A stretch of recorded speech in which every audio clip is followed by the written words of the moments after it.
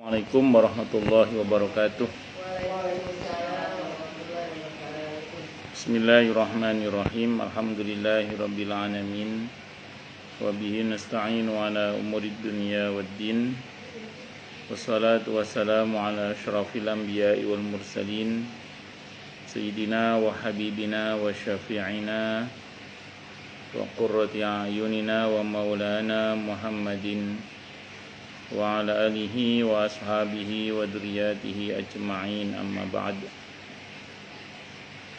Asyhadu an la ilaha illallah wa asyhadu anna Muhammadar Rasulullah wa ufawwidu amri ilallah, innallaha basirum bil ibad. Hasbiyallahu la ilaha illa huwa alaihi tawakkaltu wa huwa rabbul arsyil azim. Qala Allah Ta'ala fi kitabihil karim hikayatan an Nabiyillahi Musa alaihi salam, Rabbi syrah li sadri wa yassir li amri wahlul 'uqdatam min lisani yafqahu qawli. Para asatidzah, para ibu-ibu sekalian, hafizani wa hafizakunallah, bil khusus segenap pengurus Majelis Ta'lim Al-Ikhlas dan sahibatul bait Ibu Ririn, yang semoga beliau beserta keluarga besarnya dan segenap pengurus Majelis Ta'lim Al-Ikhlas dan jamaahnya, semoga semuanya saja selalu dalam naungan rahmat, barokah, perlindungan serta bimbingan Allah Subhanahu wa Ta'ala. Amin Allahumma amin insyaallah. Dan tentu saya doakan semoga kemuliaan ibu-ibu sekalian selalu dijaga dan ditingkatkan terus oleh Allah Subhanahu wa Ta'ala sebagai seorang muslimah, sebagai seorang istri, sebagai seorang ibu, dunia hingga syurga. Amin Allahumma amin insyaallah. Allahumma inna nas'aluka ilman nafi'a wa rizqan thayyiba wa amalan mutaqabbala wa fatahallahu lana futuhal arifin. Allahumma inna na'udzubika min ilmin la yanfa' wa amalin la yurfa' wa qalbin la yakhsha' wa du'a la yusma'. Allahumma ati anfusana taqwaha wa zakkiha anta khairu man zakkaha anta waliyuha wa maulaha. Amin Allahumma amin insyaallah. Masih melanjutkan kajian kita tentang kitab Al-Kabair, melanjutkan dosa besar yang ke-47 di buku saya tentang durhaka kepada suami. Skip apa lanjut ini? Diriwayatkan dari Jabir radhiyallahu an, dari Nabi kita Muhammad sallallahu alaihi wasallam, beliau bersabda, ya lanjutan. Oh, iya masih satu judul, kemarin lanjutannya tapi. Terus saya teruskan aja deh. Kita nanti buku mau yang lain. Beliau bersabda, salah satun la yaqbalullahu lahum salatan. Biar tahu petanya kan, biar tahu petanya nanti. Biar ya juga. Salah satun la yaqbalullahu lahum salatan wa la yarfa'u lahum ila sama'i hasanatan. Ada 3 model orang yang Allah tidak mau menerima untuk mereka sholatnya, dan Allah tidak berkenan mengangkat ke langit kebaikannya. Maksudnya nggak diterima kebaikannya. Yang pertama, al-abdul abiqu hatta yarji'a ila mawalihi fayadha'u yadahu fi aidihim. Yang pertama, budak yang melarikan diri hingga ia kembali kepada majikannya, lalu meletakkan tangannya ke tangan mereka. Karena budak ini prinsipnya harus nurut kepada majikannya, kecuali dalam hal yang durhaka kepada Allah dia tidak boleh nurut. Kalau sampai dia mengkhianati majikannya, lari dari majikannya, maka dia berdosa besar, sehingga sanksinya sholatnya bisa nggak diterima dan Allah tidak mau mengangkat aneka kebaikannya. Kenapa? Budak itu budak itu prinsipnya dia wajib taat kepada majikannya. Tapi budak di sini maksudnya budak korban peperangan ya. Jadi gini loh. Jadi gini, saya mau cerita dulu ya. Sebelum Islam datang, perbudakan itu sudah ada.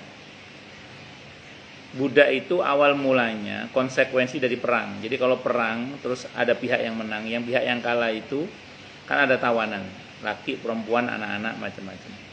Nah itu terserah panglimanya, apakah akan dimerdekakan atau dibunuh atau dihukum atau jadi budak.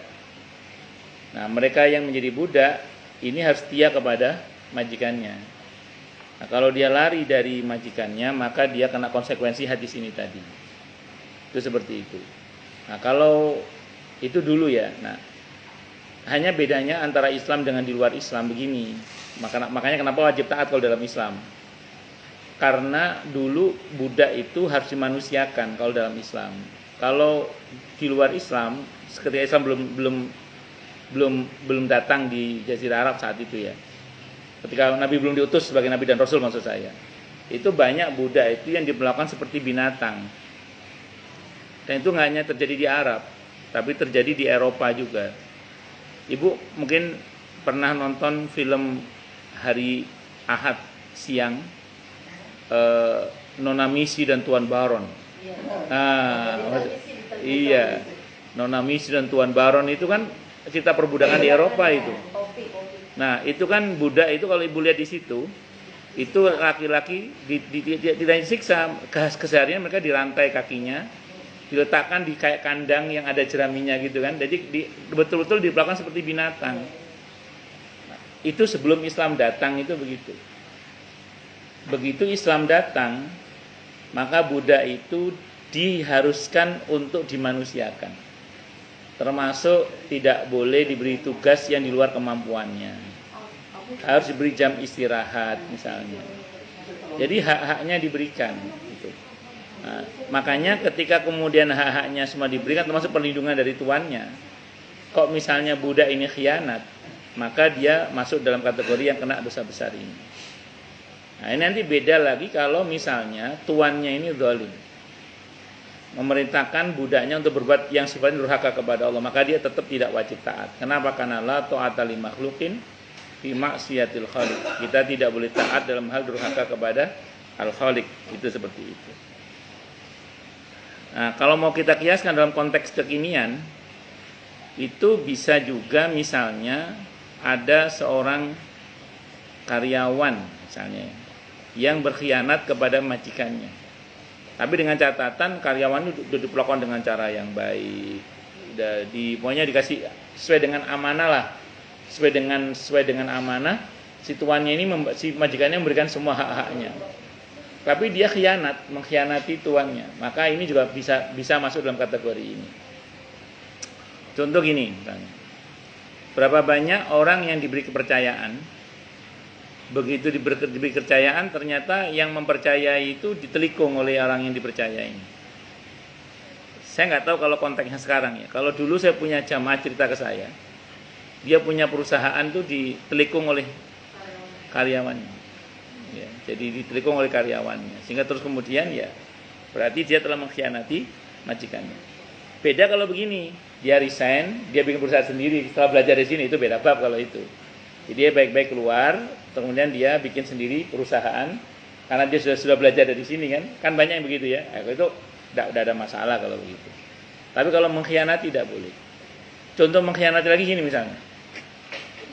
Jadi saya punya tetangga. Dia itu usaha nyetok bebek ke restoran-restoran itu. Nah, suatu saat ditelikung oleh karyawan sendiri. Karyawannya mendatangi restoran itu untuk memasukkan bebeknya dia, gitu. Iya, padahal itu kan statusnya kan masih karyawannya ini. Ditelikung. Nah, ini tidak boleh, harusnya keluar dulu, baru bersaing setelah itu, silahkan itu. Jadi jangan menelikung begitu. Jadi masih membawa nama bosnya, tapi memasukkan bebeknya bosnya nggak dimasukkan. Nah ini kan mengkhianati nama. Itu tetangga saya ada yang begitu, ngalami begitu. Atau jamaah saya yang di Wisma Asri itu ada dia jual ayam geprek. Yang jual pembantunya, tapi selalu laporannya itu yang laku cuma 1-2, nggak banyak laku. Sampai satu saat diperiksa di freezernya memang ayamnya masih utuh. Akhirnya saat ada tetangganya yang cerita, ibu laris ya ayam gepreknya. Lah penasaran kan? kata tetangganya laris, tapi kalau di freezer ayamnya masih utuh, lakunya ternyata curang pembantunya ini. Iya, dia beli sendiri ayam, yang dijual ayamnya dia itu, yang di freezer bosnya itu nggak dijual, cuma 1-2 aja yang dijual. Coba, itu namanya mengkhianati. Ini Mas bisa masuk dalam kategori ini. Bisa masuk dalam kategori ini, bisa masuk. Karena kan khianat dia. Terus kayak tetangga saya kan punya perusahaan kayu. Iya. Dia terus kan sakit kanker otak, jadi akhirnya yang ngurus istrinya. Nah, jadi karena mungkin istrinya karyawannya itu kalau dapat orderan jadi nggak dimasukin ke perusahaan, di handle sendiri. Nah itu, dan dia belum keluar. Masih kerja di situ. Nah itu khianat namanya, nggak boleh. Karena kalau mau begitu dalam konteks bersaing, tidak apa-apa keluar dulu, tapi harus jantan keluar dulu, baru kemudian silahkan kalau dia. Iya. Kenapa? Usaha bagi hasil, usaha warung bagi hasil. Lama-lama dimiliki, Nah, ya itu. Lah, itu saya ketemu model kayak gitu banyak, Bu. Orang semua model saya. Iya, Ibu. Ya Allah. Sampai sekarang bisa beli tanah, kamu bisa beli rumah. Dianya itu. Ya Allah. Tapi kalau seandainya kayak kita nunjukin, ini loh contohnya kayak dia, aku pengen besi gitu, jadi kita punya tempatnya, ya udah ayo gua ajak gitu ke situ. Akhirnya dengan tanpa sepengetahuan kita, dia motong jalur itu khianat bukan? Itu ditangkepin. Loh iya, tapi kan berarti udah dikasih tahu, harusnya kan kerjasama dong. Oh. Akadnya gimana awalnya? Iya. Ini ya itu bilang ayo kita cari istilah yang paling murah lah, udah diseleksi. Yeah. Akhirnya pertama kita cari kan A, B dan C, ternyata dapat tuh kan Pak Ustaz. Akhirnya ya udah yuk kita ke situ. Ya udah ke situ. Akhirnya dia motong jalur sendiri. Jalur sendiri itu apa? Khianat. Tunggu dulu. Karena kan ini kasusnya kan belum ada kerjasama yang diakadkan kan. Tapi memang ada omongan kan. Ya itu masuk dalam kategori yang bohong lah. Iya, kalau dibilang khianat, ya, tapi ya, ya bohong itu. Ya aja bohong, dan itu ngerinya nggak berkah aja. Mestinya sih, memang kalau di dalam muamalah Islam itu kan sebaiknya memang terbuka kan. Jadi kalau memang misalnya dia mau bikin usaha sendiri, nanti bersaing dengan bosnya misal atau mantan bosnya, harusnya keluar dulu. Bu, saya pamit tidak lanjut ke sini, saya mau usaha sendiri. Terima kasih untuk ilmunya, saya mau itu silakan. Terus setelah itu bersaing, silakan aja, tidak ada masalah. Kalau memang mau begitu, jadi jangan masih di dalam terus nelikung. Nah itu khianat, ngerinya kayak dalam kategori ini. Gitu. Jadi harusnya keluar, baru kemudian dia kalau usaha sendiri, silakan aja, tidak ada masalah. Itu seperti itu. Allahu Akbar. Lanjut. Kemudian yang kedua, wal mar'atu sakhitu 'alaiha zawjuha hatta yardu anha. Yang kedua adalah seorang wanita yang suaminya marah kepadanya hingga suaminya ridho kepada si wanita tersebut atau istri tersebut. Ini yang saya mau terangkan dulu ya. Marahnya suami itu marahnya Allah. Kalau marahnya suami cocok dengan marahnya Allah gitu. Saya ulang ya, murkanya suami itu murkanya Allah. Kalau murkanya suami cocok dengan murkanya Allah. Murkanya suami bukan murkanya Allah. Kalau murkanya suami tidak cocok dengan murkanya Allah. Contoh kasus, suami zalim, terus dia marah sama istrinya. Apakah berarti juga Allah marah sama istrinya? Ya enggak, yang zalim suaminya kok. Tergantung. Iya, tergantung. Itu satu dulu. Contoh yang lain misalnya, suami menuntut sesuatu yang bukan kewajiban istrinya. Istrinya nggak melaksanakan, bukan kewajibannya. Saya contoh kemarin, genteng bocor. Atau misalnya suruh nyuci mobil misalnya. Kan itu bukan kewajiban istri. Terus suami maksa. Terus gara-gara istri nggak mau, suami marah. Nggak cocok. Nggak cocok dengan marahnya Allah. Kenapa? Karena bukan kewajiban istri. Tapi pada hal yang itu menjadi kewajiban istri untuk melayani suami misalnya, kok istri menolak padahal tidak ada udzur, tidak ada halangan, sehingga suami marah, itu baru namanya marahnya suami mencocoki marahnya Allah. Itu yang kena dalam hadis ini. Makanya tidak semua marahnya suami itu lantas marahnya Allah. Dan lagi pula kalau ada seorang suami senangnya nggak ridho sama istri, kan mohon maaf, ada seorang suami itu senang ngancam istrinya, aku nggak ridho sama kamu loh, aku nggak ridho sama kamu. Itu suaminya rugi. Ya rugi suami itu kayak gitu. Andekan pun misalnya Allah nggak ridho betul, rugi suami itu. Kenapa kok rugi? Kan gini, ini logika agamanya ya. Penjelasan agamanya gini. Kalau suami nggak ridho kepada istri, suami tidak memaafkan istri misalnya, kan berarti potensial istri itu masuk neraka. Nah, kalau istri masuk neraka, itu potensial ngajak suami masuk neraka. Itu loh masalahnya. Ya mending kalau istri itu masuk neraka sendirian. Masalahnya ada potensi ngajak suami. Mana dalilnya? Sering saya sampaikan An-Nisa ayat Al-Ahzab ayat 66, 67, 68 itu kan. Dimana ketika ada seseorang yang masuk neraka, dia mengatakan, saya masuk neraka ini gara-gara pemimpin saya. Kan seperti itu. Akhirnya pemimpinnya siapa kalau istri? Suami. Akhirnya dituntut untuk masuk neraka bareng-bareng.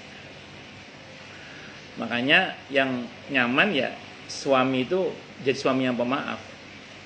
Kalau suami gemar memaafkan istri, ridho kepada istri, potensial istri masuk surga.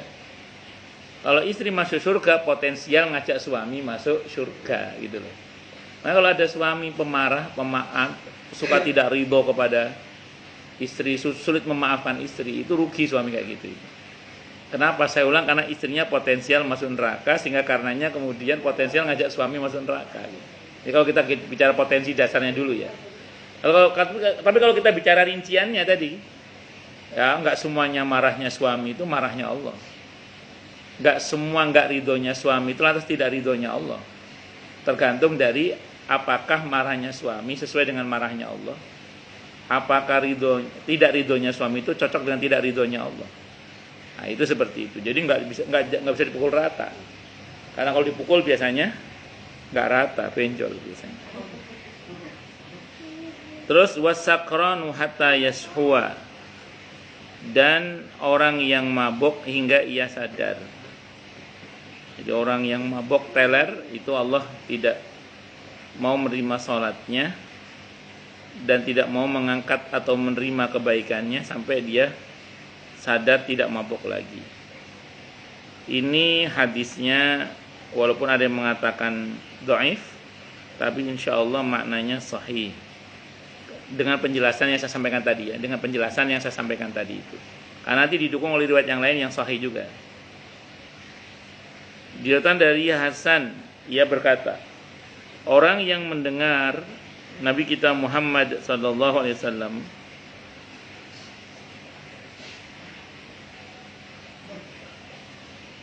ia berkata, orang yang mendengar Nabi kita Muhammad SAW bercerita kepadaku, beliau bersabda, hal pertama yang akan ditanyakan pada seorang wanita pada hari kiamat adalah tentang sholatnya dan tentang suaminya. Hadisnya ini mursal. Mursal itu nggak sampai ke Nabi, sampai di tabiin. Kalau kita baca isi hadisnya, ini bisa sahih. Kok bisa gitu Ustaz? Ya, karena ada hadis sahih yang menyebutkan wanita itu asal sholat 5 waktunya beres, puasa Ramadannya beres, maka dipersilakan dia masuk surga dari pintu manapun. Ada satu lagi, mentaati suaminya, maaf. Maka dia dipersilakan masuk surga dari pintu manapun yang dia mau. Jadi wanita itu idza shallat khamsaha wa shamat syahraha wa ata'at zaujaha dakhalatil jannata min ayyi babin sya'at. Wanita itu asal beres 5 waktunya, beres puasa Ramadannya, taat kepada suaminya, silakan dia masuk surga dari pintu manapun yang dia mau. Maka wajar kalau nanti yang pertama bertanya adalah tentang sholat, kedua tentang ketaatan kepada suami. Puasa kok nggak tanya Ustadz, kalau sholat 5 waktunya beres, yang lain yang nggak beres, kecuali urusan suami, karena itu hakul adami. Maka akan ditanya juga itu tentang masalah itu wanita. Tapi apapun wanita itu secara umum ya hisabnya lebih ringan daripada laki-laki.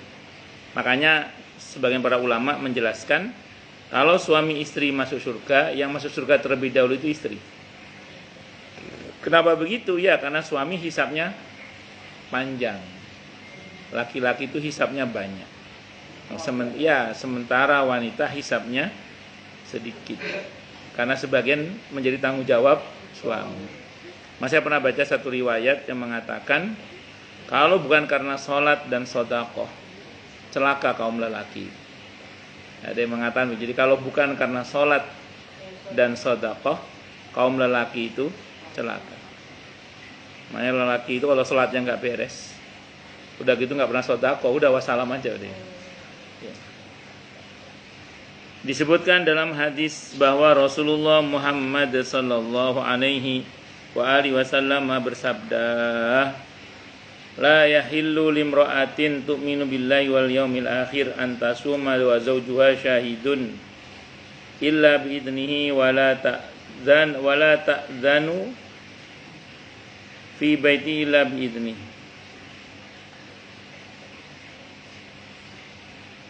Tidak halal atau tidak boleh bagi seorang wanita yang beriman kepada Allah dan hari akhir untuk berpuasa sementara suaminya berada di rumahnya atau sedang berada di rumah.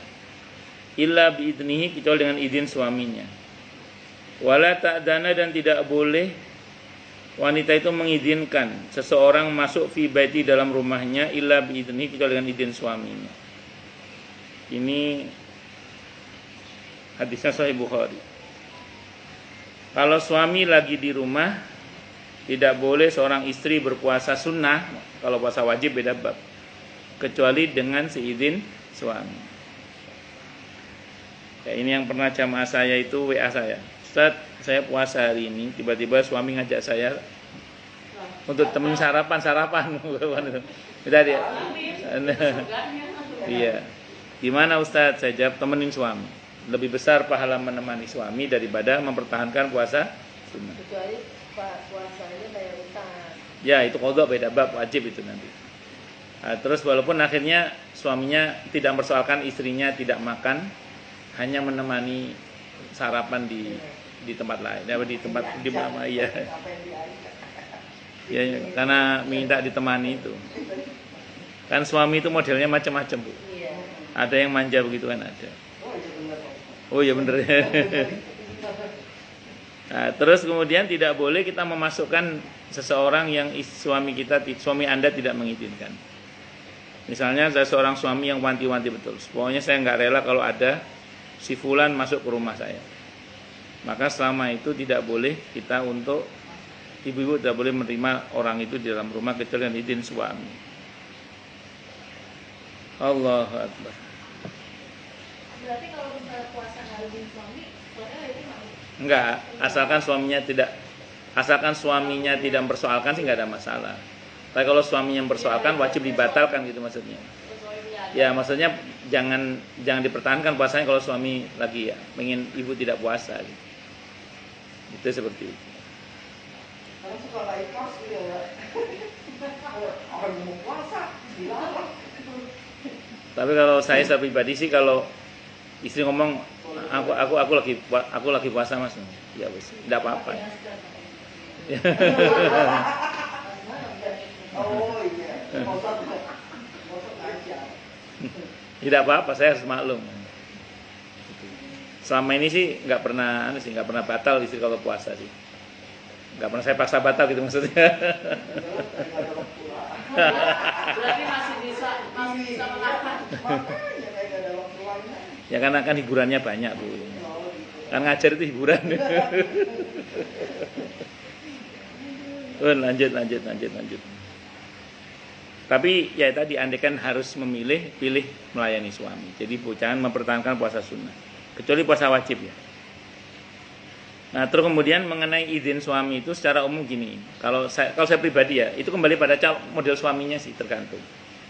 Memang agak ribet kalau punya suami yang tidak gampang ridho kepada istri, agak ribet. Jadi kalau saya pribadi itu ke istri itu ngomongnya gini, pokoknya kalau untuk kebaikan tidak usah izin saya tidak apa-apa. Kalau untuk kebaikan yang Allah ridho, yang itu kebaikan nggak usah izin saya nggak apa-apa. Saya izinkan semua. Termasuk aktivitas di luar rumah. Cuman alhamdulillah masya Allah istri itu kalau ada aktivitas di luar rumah bisa ngomong. kalau pulangnya sekiranya saya datang istri nggak ada di rumah itu mesti ngomong. Nanti saya belum datang jam segini, saya masih ada acara sama ibu-ibu misalnya. Ya wis, berarti saya tahu. Jadi saya begitu pulang ke rumah nggak nyari ibu RT, nggak usah. Ya. Jadi karena saya tahu istri saya memang lagi ada acara. Biasanya gitu sih.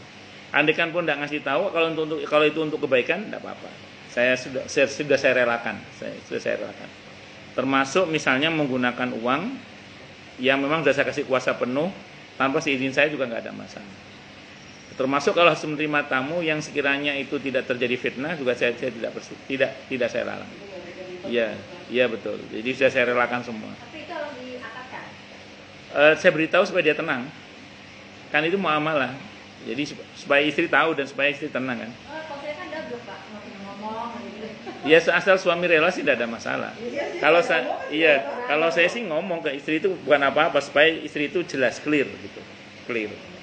Jadi malah kadang yang sudah saya clearkan itu, kalau istri nanya lagi saya bilang ini. Nanti kalau nanya terus tambah gak jelas loh ya saya bilang gitu. Misalnya sudah saya relakan masih nanya aja. Kan namanya perempuan kan butuh kepastian kan. Makanya wanita suka kipastian gitu. Kalau hanya pemberitahuan ya, besok ada si ini gitu kan, udah. Besok ada si ini gitu aja. Ya tidak ada masalah. Tapi memang yang bagus sih memang kalau menurut saya ya, itu ya tadi bersyukurlah kalau Anda punya suami yang modelnya mudah maklum, mudah memaafkan, mudah ridho. Ya, alhamdulillah kalau punya. Ya, itu seperti itu. Iya, jadi nggak ribet-ribet gitu loh. Nah, ya alhamdulillah. Ya. Dan kalau saya pribadi itu saya ngomong itu lebih kepada untuk menenteramkan hati saya bahwa saya tidak apa-apa gitu. Itu aja sih. Itu seperti itu. Untuk memastikan bahwa ini saya tidak ada masalah. Silakan aja kalau mau diambil tindakan. Itu seperti itu. Terus kemudian syahid artinya berada di rumah dan tidak bepergian. Ini berlaku untuk puasa sunnah. Istri tidak boleh melakukan puasa sunnah sebelum meminta izin kepada suami. Ini rumus dasar ya, rumus dasar. Tapi tadi kalau model baru yang Pak Kiki notabene tidak ada masalah, ya nggak ada masalah kita puasa. Toh diamnya suami sebagai pertanda ridhonya ya berarti nggak ada masalah. Kan izin itu nggak harus verbal, tapi dengan sikap pun juga nggak ada masalah. Toh kalau suami butuh kan pastinya juga ya disuruh batal. Istri tidak boleh melakukan puasa sunnah sebelum minta izin kepada suami. Ini formalnya ya, formalnya.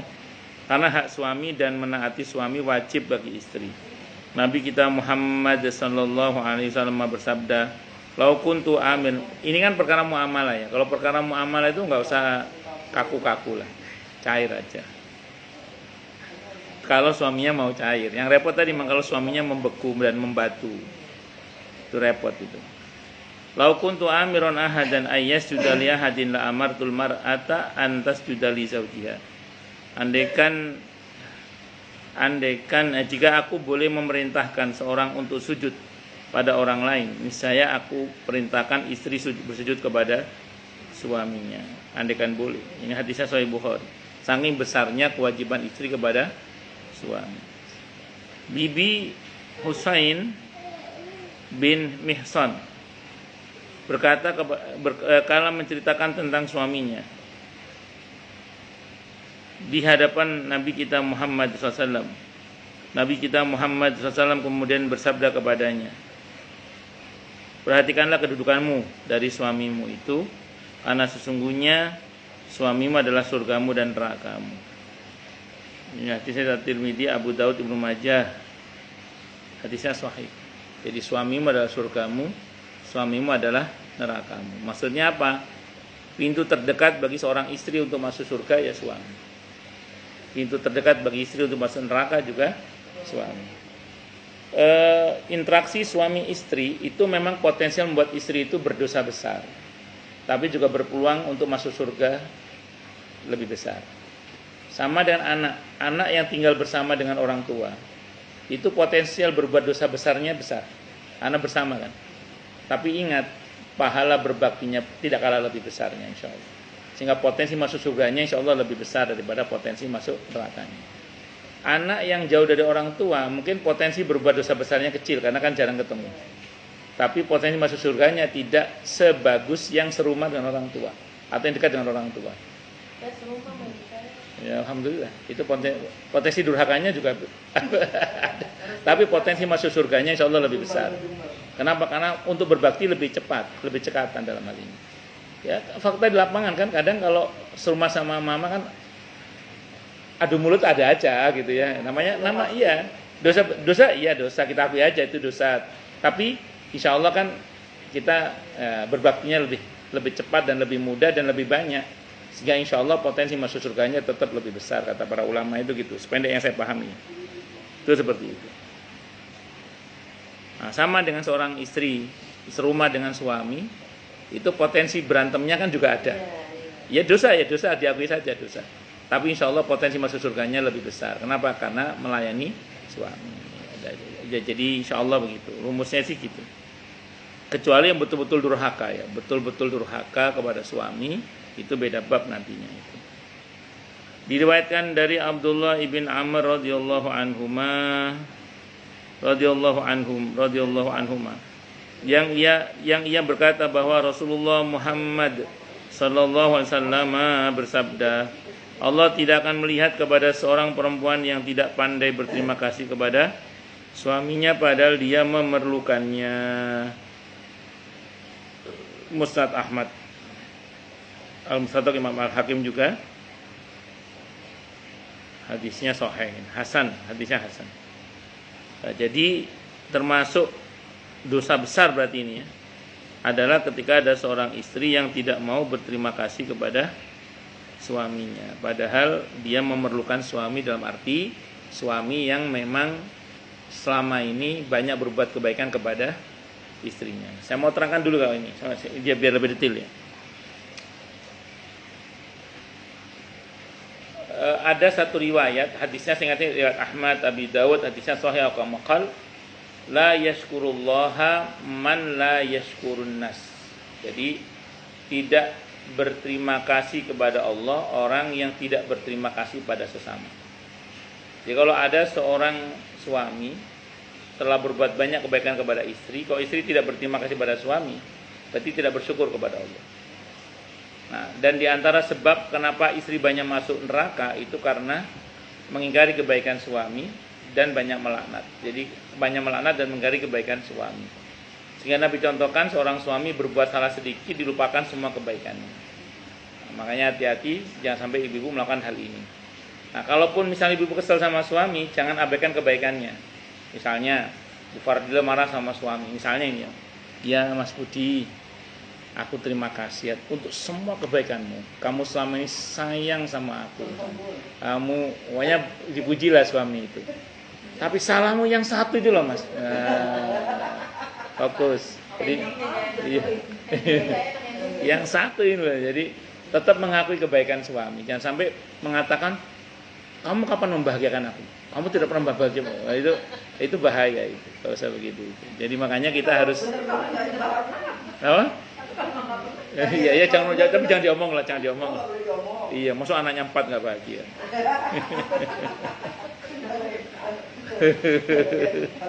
Nah, misalnya. Tapi yang penting jangan ngomong gitulah. Karena itu makin tua ngeyel gitu. Iya, tahu saya, iya. Kalau laki-laki kenapa sih kayak makin tua kayak ngeyel gitu. Ego iya. Saya pernah baca psikologi laki-laki itu memang laki-laki itu semakin tua semakin sensitif untuk diakui, ingin diakui, dia krisis, dia ingin diakui. Jadi makanya gini, iya betul, makanya gini, bersyukurlah bagi bersyukurlah bagi siapapun yang ikhlas hatinya. Orang yang belajar tentang ilmu ikhlas, mau diakui mau nggak diakui, mau direspon mau cuek banget, yang penting kan Allah kan gitu ya. Ini bagi suami yang ngaji ini. Nah celakanya kan kalau kurang ngaji kan, atau nggak ngaji atau memang nggak tahu ilmunya. Normalnya laki-laki memang semakin tua semakin ingin diakui eksistensinya. Nah, sehingga makanya semakin tua itu kadang orang semakin rawan nggak ikhlas. Iya, kenapa? Ingin diakui, gitu. Jadi ingin diakui. Makanya ketika ibu semakin ibu menunjukkan ekspektasi semakin ibu menunjukkan rasa berterima kasih kepada suami, pengakuan kepada suami, dia semakin senang. Wah, senang itu. Wah, Mas Budi ya. Enggak, ada contoh kemarin nih kan saya mau ke Bekasi kan sore itu kan takutnya macet ya. Jadi saya saranin lewat tol Becakayu tuh Pak. Nah kalau tol Becakayu kalau lewat Haji Naman tuh kelewatan masuknya nggak bisa, jadi harus dari Lampiri. Nah kan jadi berarti saya lewat Pondok Kelapa tuh Pak, lewat pom bensin BKT nyebrang Pondok Kelapa. Enggak, itu sama aja lah. Haji Naman, nanti kan tinggal belok begitu. Enggak sama aja Bu. Tapi udah kelewatan kalau dari Lampiri tinggal langsung. Ampera kan masuk langsung ke atas kan gitu. Nah dia udah bener nih lewat ini Pak Pondok Kelapa. Terus nanti dia belok kanan tuh yang jalanan Musola 31 mau lewat Raden Inten. Jadi dia mau lewat Raden Inten. Saya ngomong kenapa belok kanan? Soalnya nanti dia merasa kalau Lampiri, kalau Lampiri kayaknya udah kelewatan itu masuk itu doanya. Saya bilang bisa kok, orang kita juga biasanya lewat itu. Enggak bisa, tetap ke Pak. Akhirnya lewat Raden Inten. Nah, ya kan lewat Raden Inten terus kan depo kan, terus kan saya lihat gini ada Ampera.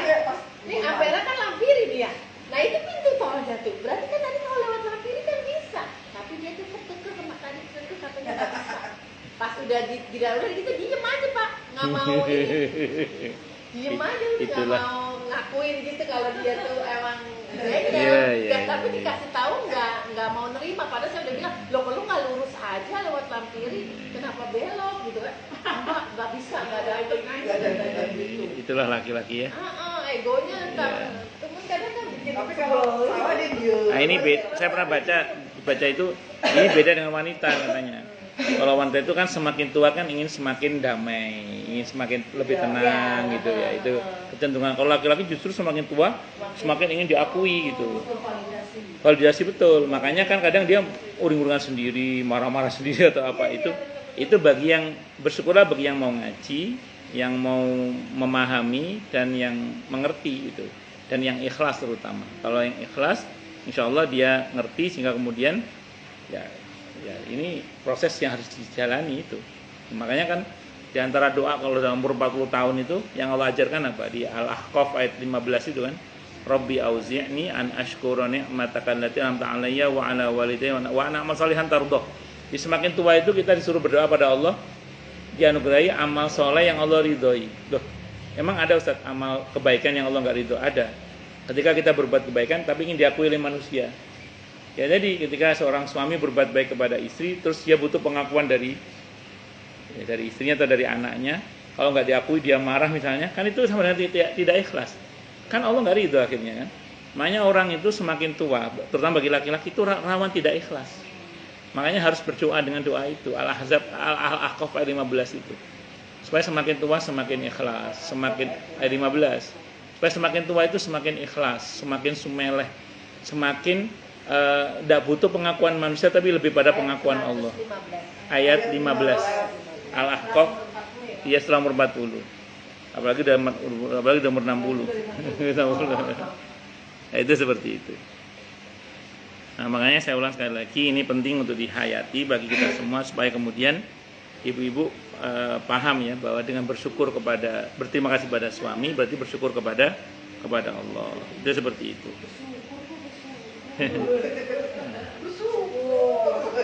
Syukur gitu. Nah terus lantas bagaimana kalau seandainya mohon maaf nih fakta bahwa ada sebagian suami yang mohon maaf tidak menafkahi istrinya misalnya. Ya ini kembali kepada istrinya. Kalau dia tahan dengan keadaan itu dan bersabar, yang tentu dia akan mendapatkan pahala sabar itu sendiri. Kalau nggak sabar. Nah, saya nggak berani ngomong selanjutnya, takutnya digugat saya nanti. Ya, kalau rumus Qurannya gini, Saya tidak memprovokasi, saya cuma ngomong bahasa Qurannya aja ya. Jadi di Al-Baqarah ayat 228 itu loh. Walahunna mithlul ladzi 'alaihinna bil ma'ruf. Bagi para istri ada hak yang seimbang dan kewajibannya. Kalau kewajiban suami kepada istri penuh, kewajiban istri pada suami juga penuh. Kalau kewajiban suami pada istri separuh, maka kewajiban istri pada suami juga separuh. Kalau kewajiban suami pada istri tidak ada, maka istri berhak melepaskan diri dari suami tersebut. Itu rumusnya di Al-Qur'an Al-Baqarah 228. Walahunna mithlul ladzi 'alaihinna bil ma'ruf. Bagi para istri ada hak yang seimbang dan kewajibannya. Contoh gini misalnya, karena suami tidak bisa menafkahi penuh istri sehingga istri bekerja. Karena namanya istri bekerja kan ada capek-capeknya. Sehingga suatu saat ketika suami minta dilayani, istri tidak bisa melayani secara maksimal. Suami tidak boleh marah. Kenapa? Karena istri capek untuk membantu nafkah suami. Tapi kalau suami sudah memenuhi nafkah istri, nafkah dipenuhi, sopir ada, mobil ada, semuanya ada. Suami datang aja nggak mau nyambut. Ya itu masalah istri itu. Kenapa? Karena semua sudah dipenuhi oleh suami, kok istri nggak mau melayani suami dengan baik. Ada yang begitu. Saya dulu punya privatan, suami istri ngaji sama keluarganya ngaji. Istrinya, suami ngomong gini, istri saya ini loh Ustaz, saya datang bukannya disambut, malah tinggal mengkurap katanya. Padahal nafkah full dipenuhi, sopir, mobil semuanya ada. Sekarang tinggal manja saja lah, tinggal. Iya. Akhirnya ya saya terangkan tadi itu. Nah, tapi kalau maaf, suami tidak sanggup memenuhi kebutuhan nafkah keluarga, sehingga istri harus bekerja. Misalnya gitu, harus membantu kekurangan suami dalam hal ini. Kalau suatu saat misalnya suami datang tidak bisa menyambut dengan baik, tidak bisa menyalahkan istri.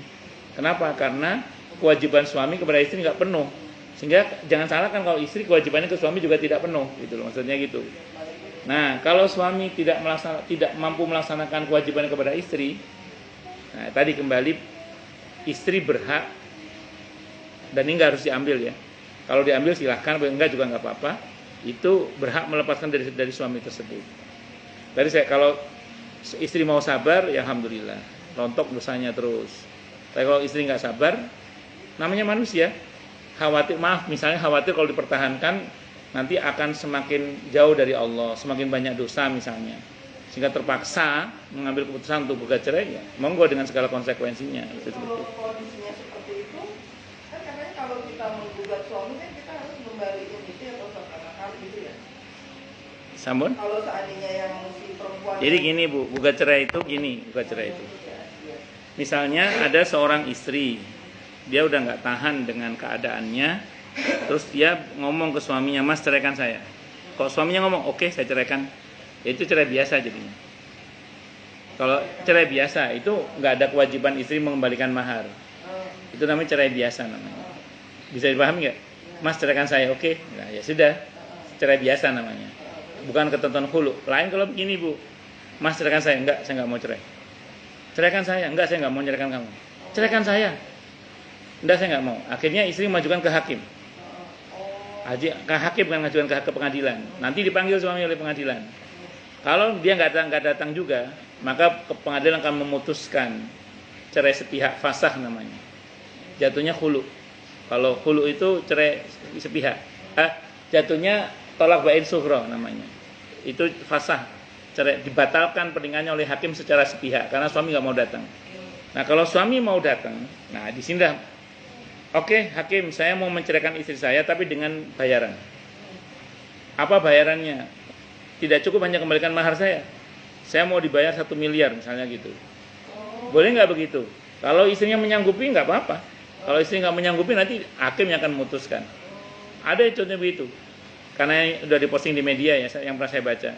Itu dulu ada Huges itu digugat cerai kan? Alvin digugat cerai oleh Huges. Nah, itu Alvin tidak mau menceraikan Huges kecuali dibayar 1 miliar. Dibayar sama Huges itu. Dibayar sama Huges itu. Nah, yang penting cerai aja. Silakan. Kalau suaminya nggak ada menuntut itu, berarti nggak harus dibalikin sih mahar itu. Iya enggak. Berarti suami mau menceraikan secara baik-baik. Iya. Mas ceraikan saya. Oke. Nah, berarti cerai biasa itu. Nggak ada tuntutan mengembalikan mahar itu. Itu nggak ada seninya ya? Hah? Nggak ada seninya. Iya, nggak ada seninya. Nanti kita bahas ya, kita kasih aja, kita minum. Tapi saya ulang, itu hak ya. Hak itu boleh diambil, boleh tidak. Kalau ibu misalnya, aduh kalau dipertahankan nanti takutnya nambah dosa, saya takut tambah jauh dari Allah, ya sudah silahkan. Tapi kalau misalnya saya akan bersabar deh, bismillah. Cuman saran saya bersabarnya jangan karena anak, tapi karena Allah. Kalau karena anak, saya takutnya salah niat nanti. Jadi kalau Kalau mau mempertahankan itu karena Allah, jangan karena anak gitu. Kalau mau mempertahankan, ya, ya. Dulu itu, sehingga saya ngaji di kita dulu itu. Cuman saya lupa ibu yang mana itu. Mungkin ibu ada, saya nggak sebut nama karena saya nggak hafal namanya juga sih. Konsultasi ke saya dulu itu, kan sama gitu kan. Jadi dia berusaha mempertahankan pernikahannya dengan suaminya itu. Pertimbangannya karena anak saat itu. Saya bilang sama beliau gini, Bu, jangan karena anak mempertahankan rumah tangga itu, karena Allah. Akhirnya dipertahankan karena Allah. Kalau beliau menuruti omongan saya karena Allah, tapi rupanya akhirnya cerai juga. Karena yang mau cerai suaminya memang. Ya, jadi singkat kata singkat cerita akhirnya cerai. Tapi paling enggak kan beliau sudah berusaha mempertahankannya itu karena Allah. Jadi bukan karena anak, tapi karena Allah. Saya itu belum ngomong ke saya. Ini hanya karena anak saja saya percaya. Bu, jangan karena anak, saya bilang. Mempertahankan itu karena Allah. Jadi kalau Bu mau mempertahankan karena Allah.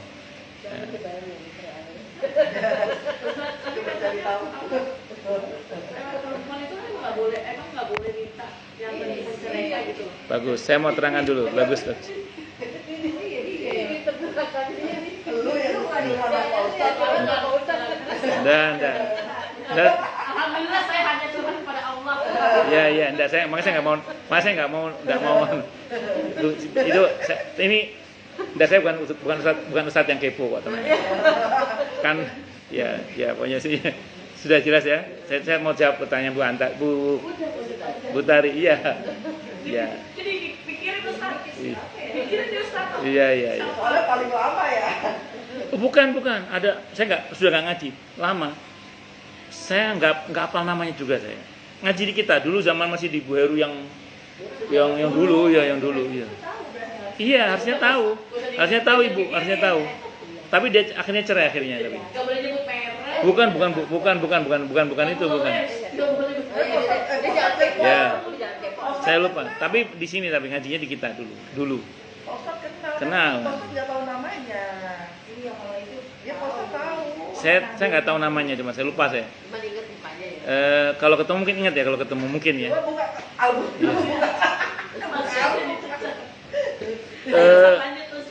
Terus saya teruskan. Jadi gini, ada hadis riwayat Ibnu Majah, Bu. Nabi bersabda, kama qala ayyum mamra'atin sa'alat zaujaha talaqaha bi ghairi udrin lam turi raihatal jannah. Wanita manapun yang minta cerai kepada suaminya tanpa alasan hukum yang benar, maka dia tidak akan bisa mencium baunya surga. Wanita manapun. Nah, sehingga kalau nggak ada alasan hukum yang benar, betul nggak boleh memang. Kalau tidak ada alasan hukum yang benar. Nah pertanyaan ini sekarang, alasan hukum yang benar itu apa? Kan gitu ya?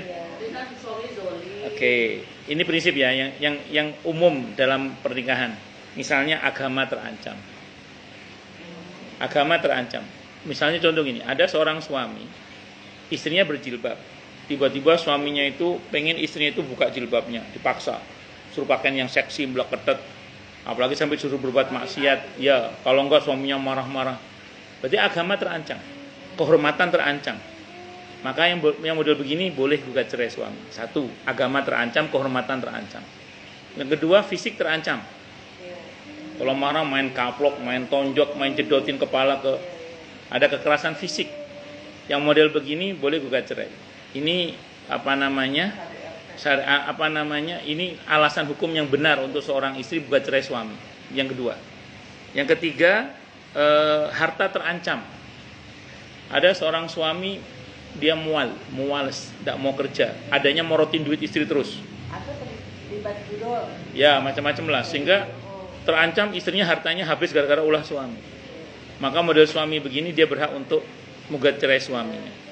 Udah nggak pernah menafkahi, malah morotin duit istrinya misalnya. Nah ini boleh itu seperti itu.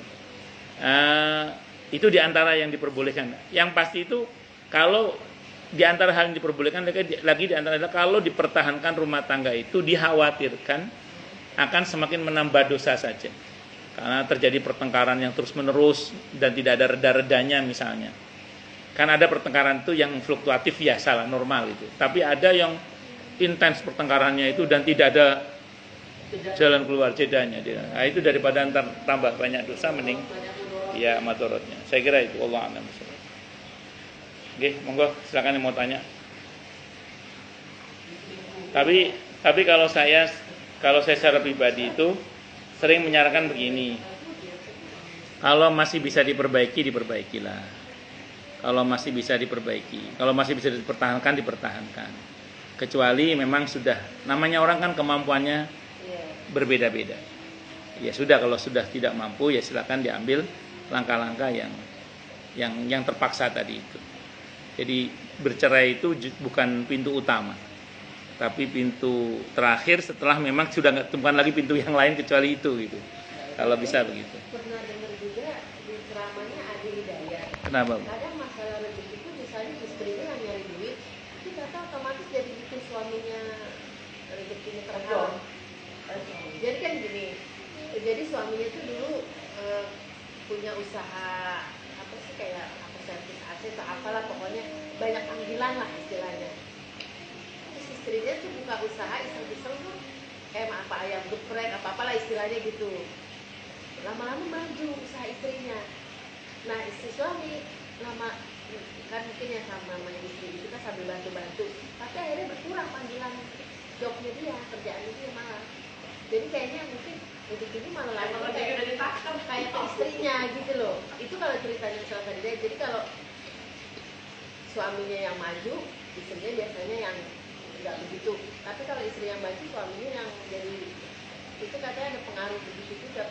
Wallahu a'lam bishawab, bisa saja. Cuman yang pasti memang Allah sebagai pemberi rezeki berkuasa melewatkan rezeki melalui siapa saja yang Allah kehendaki sih sebenarnya. Itu yang saya tahu. Cuman kalau rumusnya gini Bu sebenarnya kalau dalam Islam itu, seorang suami itu kan harus punya mental menafkahi, walaupun istrinya bahkan lebih kaya.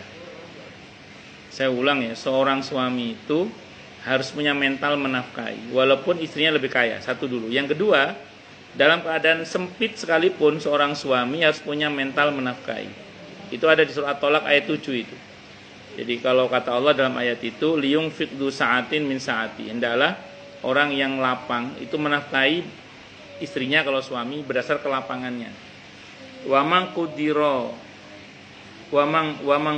ali rizqu falyunfiq ma atahullah. Dan barang siapa yang disempitkan rezekinya oleh Allah, maka hendaklah dia tetap menafkahi walaupun semampunya, karena Allah tidak bebani orang di luar selain dari apa yang Allah berikan kepadanya.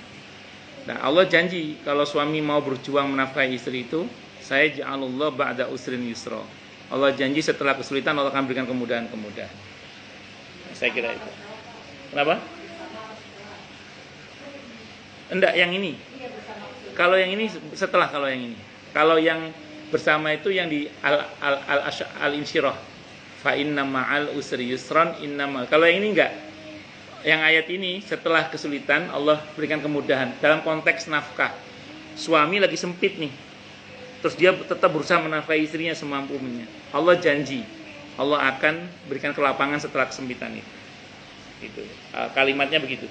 Tapi kalau di al-insyirah fa inna ma'al usri yusra. Inna ma'al usri yusra. Bersama kesulitan ada dua kemudahan. Itu kalau yang di ayat itu. Tapi terkait dengan nafkah ini khusus Allah menyatakan setelah kesulitan Allah janji ada kemudahan asal suami mau berusaha menafkahi istrinya. Makanya dalam kondisi sempit sekalipun seorang suami harus berusaha punya mental menafkahi. Itu seperti itu. Jadi jangan mudah menyerah dengan keadaan seorang suami. Wallahu a'lam bishawab.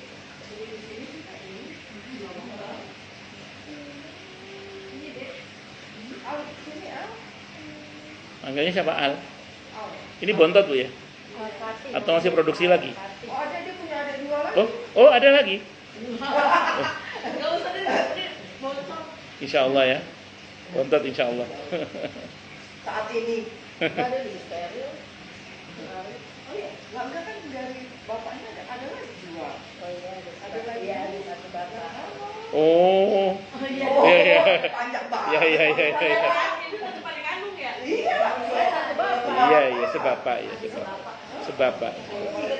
Enggak, maksudnya dari butarinya maksud Oh, saya. dari butarinya iya. Dari butarinya bontot. Iya. Al punya adik apa enggak Al?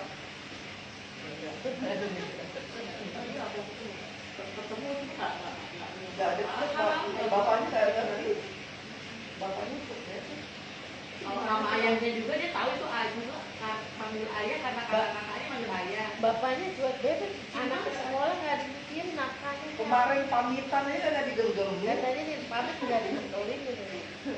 Biar nusap ya, biar suatu urusan celengak. Kenapa? Kayak gitu dituntut gitu nggak? Ya, Iya. berat di akhirat, di dunia akhiratnya. Saya udah ngingetin ya Ustaz. Iya. Kan kita udah ngingetin, anakku udah ngingetin, dia tutup kayak gitu. Dunia akhiratnya berat. Itu kayak ada temenku juga tuh kan. Padahal kalau dibilang gayanya bapaknya ya bosi banget lah. HP itu 3, Apple semua. Nah anaknya ini mau kuliah. Jadi harusnya dia kuliah tahun depan. Ya udah itu suruh mamamu cari biayanya dari. Nah orang udah tahu istrinya dari dulu nggak kuliah ya Pak Ustaz. Akhirnya tuh anak ya aku tahu sih belum kuliah jadinya. Taruh aja di Itu kayak gitu. di rumah bapaknya gitu loh bisa. Tapi mas sekarang bapaknya jadi tinggal sama keluarganya. Si temenku yang cewek tinggal sama mamanya. Nggak ngerti dia itu Taruh aja tuh anaknya. statusnya gimana. Dia mau nggak mau kan ngapain? Anaknya pada nggak, ya Allah orang minta dijajan sama bapaknya. Yang nanya minta 50. Ya Allah Pak Ustaz, diomelin dia dapat enggak? Ya Allah. Ih kasihan banget Pak Ustaz. Jadi kan anak juga mau. Nauzubillah min syarri dzalik. Itu bagaimana ya Pak Ustaz ya? Ya nggak bagaimana. Ini banget, Ya, bagus banget. ya buruk itu, nggak bagus.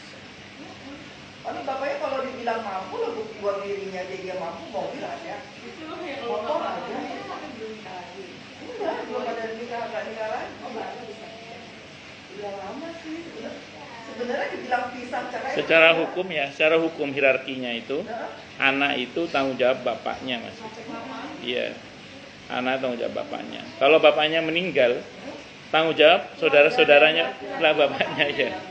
Iya, kakeknya ke dulu, bukan saudara pak, kakeknya itu kalau masih ada. Baru adiknya. Ya, kalau kakeknya masih ada, kalau nggak ada kakeknya, baru saudara laki-lakinya. Iya, saudara laki-lakinya itu padahal hierarkinya gitu, hierarkinya. ada yang kerja di desa. Urutannya. Pada itu lah Pak Ustaz.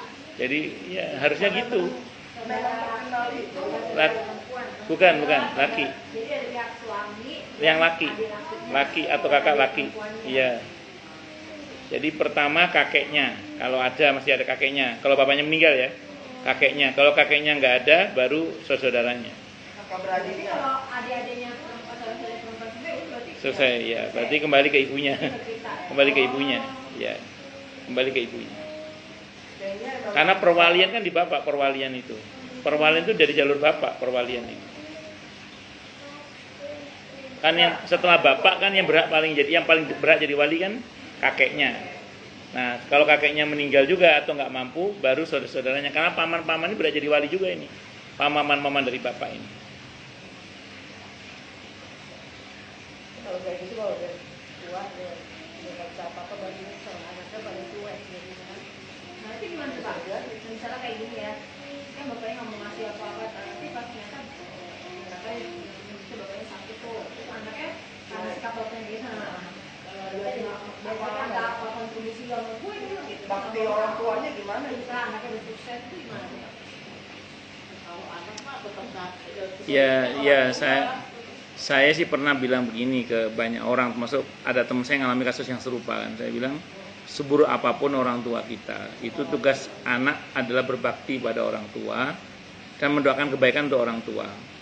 Bahwa kemudian ada terasa sekat karena sikap orang tuanya dulu, itu persoalan lain. Contoh gini misalnya, saya itu punya jamaah orang Kemang 3. Beliau itu dari kecil dua orang tuanya itu boleh dikata tidak pernah mengasuh anaknya karena sibuk dengan karirnya dua orang ini, suami istri ini, bapaknya ini, bapak ibunya, sehingga anak ini besar oleh tantenya. Bahkan anak-anak ini mendekat sama tantenya karena seperti ibunya sendiri tantenya ini.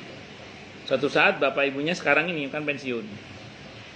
Mereka menuntut anak-anaknya berbakti dalam pengertian dekat sama orang tuanya. Secara psikis anaknya nggak bisa dekat sama orang tuanya. Kenapa? Karena memang dari kecil dipisah. Tapi anak ini tetap berusaha berbakti. Tapi kalau disuruh dengan fisik-fisiknya dekat, itu nggak bisa anak-anak ini. Jadi seperti ada sekat yang menghalangi. Tapi sebagai anak tetap berusaha berbakti. Kalau sakit tetap diobatkan, minta tolong orang untuk menjaga orang tuanya. Iya. mungkin ia menafkahi tapi tidak Kayak temennya itu kan dalam nafkahnya tuh si bapak. ya betul. Ya tadi seburuk apapun orang tua kita tugas anak berbakti. Tapi nanti orang tua ini kan nanti urusannya dengan Allah nanti. Iya Iya. juga. Iya. Nah itu tadi bapak terusnya gimana jadinya? Nggak apa-apa kayak gitu. Kalau yang penting Apa? Akhirnya si anak itu ya. Ya gimana? Karena dia nggak kalau Perasaan mesti dibohongin gitu. nggak bisa dibohongi. Jadi dia nggak bisa dekat sama orang nggak bisa. Jadi chemistry-nya Tapi dia tetap berbakti sama orang Tapi tuanya. nggak apa-apa. Seperti itu nggak apa-apa. Ya gimana? Udah mampu bu. Udah mampu kan kan kewajiban tuh kata Allah kan la yukallifullahu nafsan illa wus'aha. Allah tidak benar di luar kemampuannya. Tapi secara materi, secara perhatian orang tua tetap diperhatikan. Orang tuanya sakit dia diobati, dia suruh ada suster atau siapa untuk merawat orang tuanya. Ya, tapi dia tetap datang. Tapi nggak bisa sesuai dengan harapan bapaknya, nggak bisa. Misalnya dia serumah apa nggak bisa. Dia nggak bisa. Pertama karena dia punya suami juga kan. Soalnya itu sebenarnya sama yang dialami dengan saya sendiri. Saya tetap bakti kalau bapak saya sakit saya bawa ke rumah sakit, Iya. saya urusin kemana. Tapi untuk bersama nggak bisa gitu ya. Tapi saya kalau suruh, makanya saya berharap itu kan masih ada istrinya. Mudah-mudahan bapak saya duluan nih jangan sama istrinya. Biar jadi masih istrinya kan yang ngurusin gitu loh. Kalau Iya, saya iya. kan kayaknya udah Iya, iya. Rasa ya. rasa saya tuh sama bapaknya udah biasa, Tambah. udah apa Iya, ya. iya. Tapi ibu tetap berbakti tuh. Betul. Iya udah. Sebatas ya, Kemarin sebatas. Bali saya ajak. Ya sebatas yang ibu mampu kan. Sebatas yang ibu mampu kan. Ya sudah, tidak ada masalah itu. Terus kalau misalnya kan ibu telepon Kak, Budi bisa nggak anterin bakti ada kondangan ini? Kalau suami saya itu dianterin, tinggalnya dekat itu di apa Lunas Kranji, Jalan Durian. 4 Grand Mall. Oh daerah situ. Banjir. Tapi saya jadi jarang kalau ke sana tuh kayak berat gitu, males banget. Ke Bali aja diajak sih Pak. Bali Oh, Bali iya. diajak. Ya berarti masih berbakti. Tapi kayak berdua, aku sendiri. Cuma Pak, jadi kalau ngasih uang transfer aja. Ini kiriman dari kakak nih dari Diana. Bahkan adik saya itu melalui saya. Saya yang transfer gitu. Oh, nggak langsung ke Pak. Karena Diana kan langsung listrik rumah Bali, adik saya kan pokoknya langsung kirim berapa juta untuk jadi saya yang Dibagi-bagi langsung. dia saya transfer ke sini. Dia menteri keuangannya. Iya. Jadi anak nggak mau ribet bun. Itu dia, ya pokoknya aku Bisa langsung brek ke lu. pesen apa online Tokopedia apa semua. Jadi Supaya kita dapat komisi, Bu. kan kalau pesen Bahasa gepeng mah dapet. Sama kayak kakak aku gitu. Iya. Masih paling tapi kan dilebihin sama dia gitu. Iya. Aku sih juga Kalau kamu lebih lagi ada kakaknya juga. Iya. Ada kasih anak ulang tahun, nih ini kasihnya segini sisanya emaknya gitu. Iya. Ya, begitulah. Ada positif negatifnya. Iya. Pastilah itu. Dapat ceperan lah ya.